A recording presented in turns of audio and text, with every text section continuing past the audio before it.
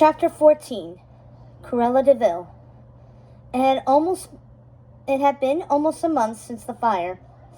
I was still staying with my mama in Belgrave Square, sequestered in my old room, refusing to see anyone. That is, until the morning my mama came crashing into my room with a battalion of maids. She directed them like a great general, pointing them in various directions and barking orders. "Rose, open those curtains. It's depressing in here. And open a window. Lady Cruella hasn't had fresh air or sunlight in weeks." "Do not open those curtains," I said from under the blankets, frightening my mother's maid. I wasn't about to get up. I didn't care how many maids my mother brought into my room. I was staying put. I put the duvet over my head and tried to hide from the mayhem that overtook my solitude.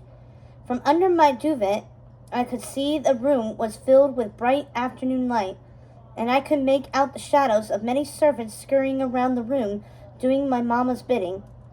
"Violet, draw Lady Cruella a bath," barked my mother, startling me. I had refused any visitors for weeks, and I wasn't used to all that noise and commotion. It was unsettling to be besieged by so much happening at once, and all I wanted to do was go back to sleep. I was exhausted and heartbroken. I didn't understand why my mama was trying to force me up.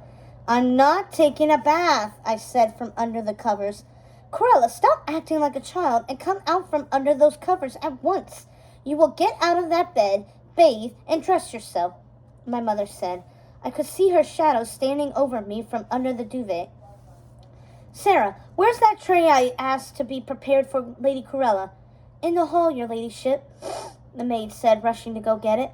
"I'm not hungry," I yelled after her, but she was back with the tray before I could finish protesting. I could see her shadow standing over me, holding the tray and waiting for me to sit up. "Cruella, sit up and at least have a little something to eat." This time my mother's voice was raised. She was getting angry, and that was the last thing I wanted, so I reluctantly came out from under the covers, squinting because the room was flooded with light. The room was silent. Everyone stared at me. "My goodness! Everyone out of the room at once! Violet, call the doctor, now!" My mama looked positively gobsmacked. All the maids scattered like frightened mice. "What is it, Mama? What's wrong?" I asked. Her face was filled with a mixture of worry and horror. "Mama, what is it?" "Nothing, my dear, nothing," she said, petting my hand and trying to pretend everything was all right. "Mama, what's the matter?"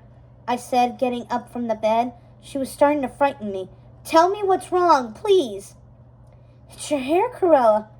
It's turned white." My mama has always been rather dramatic and prone to exaggeration. The fact was, only half of my hair had turned white. The other half was still pitch black, as it had always been. But leave it to Mama to send the household into a panic over something as trivial as my hair color. Later that afternoon, the doctor came by. My mother was fretting, coddling, and hovering so much he tried to send her out of the room. "I have no intention of leaving the room, Dr. Humphrey. Just look at the state of her. Look at her hair. What in blazes caused that?"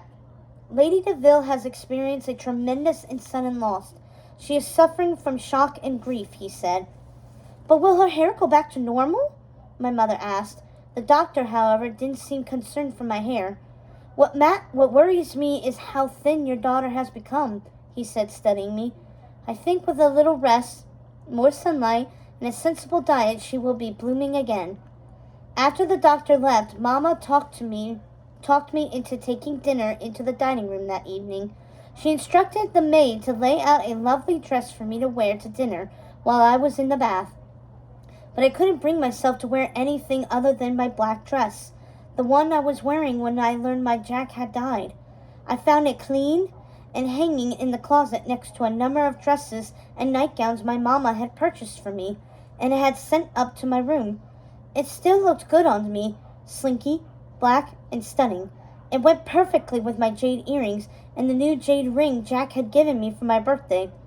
As I stood in my room looking at myself in the mirror, I seemed a new person, thinner, older, somehow wiser and more elegant. I had changed, and I was living in an entirely different world, one without my Jack. It seemed fitting that I, too, was different. I decided I liked my new beauty. I liked the severity of it. I even liked my hair. Only one thing was missing, my fur coat. I put it on. I was myself again.